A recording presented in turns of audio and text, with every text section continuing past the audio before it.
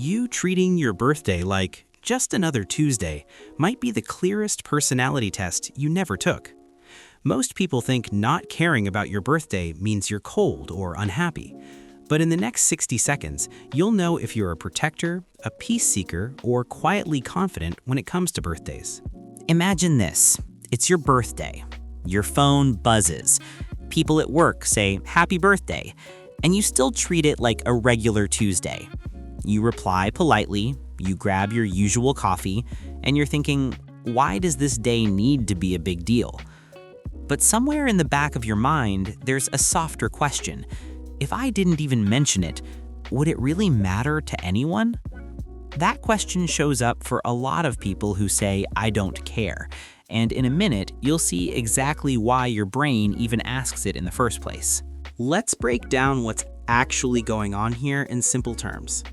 Treating your birthday like a normal day usually comes down to three things: how you feel about attention, how you dodge disappointment, and where you get your sense of worth. For some people, a birthday feels like a performance review. Did I do enough this year? For others, it's more like, I live my life every day. I don't need balloons to prove it. This is probably you if you hate being the center of attention, even when people are being kind.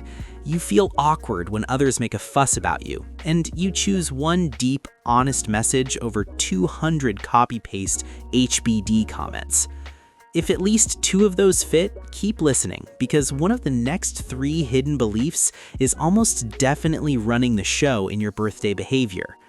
People often believe that if you treat your birthday like a normal day, you're cold or emotionally distant.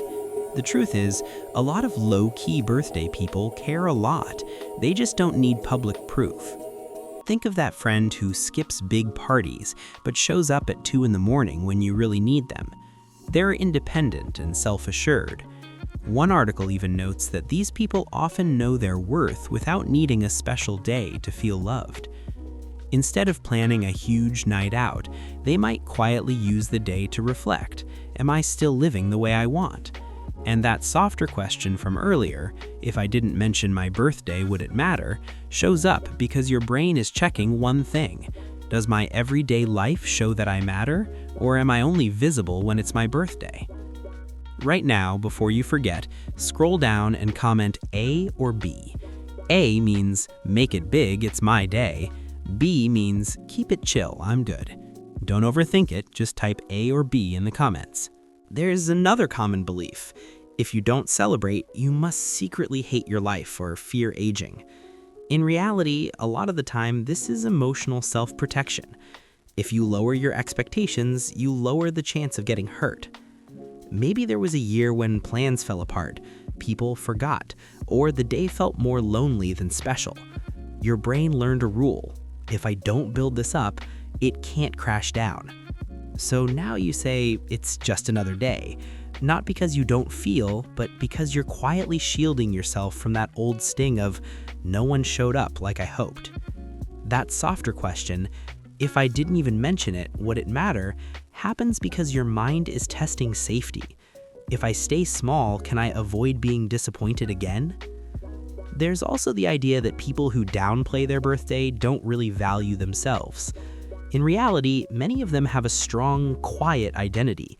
They get validation from how they live daily, not from one intense spotlight moment.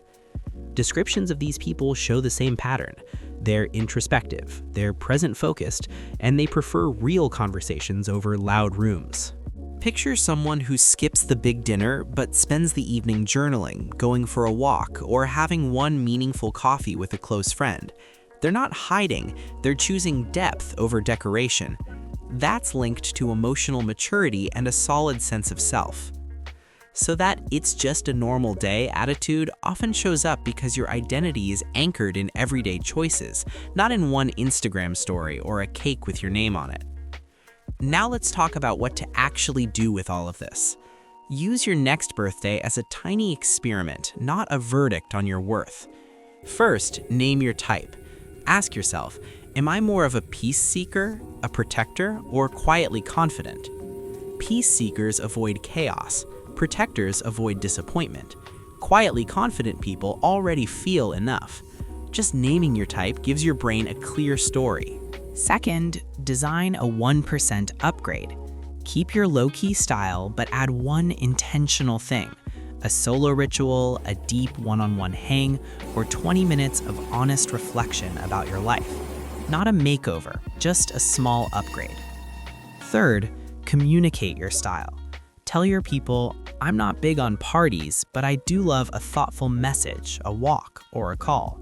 That lowers pressure and gives them a simple, clear way to show up for you. When you do this, your birthday becomes a mirror, not a performance. It reflects how you want to live instead of how you're supposed to celebrate. If you've ever treated your birthday like a normal day, nothing is wrong with you. You're just revealing how your mind balances attention, safety, and self-worth. To lock this in, scroll down and comment one letter. A means I love big birthdays. B means I prefer quiet ones, and C means I'm still figuring it out. Then watch for replies. This channel will respond with what your letter usually says about your birthday psychology.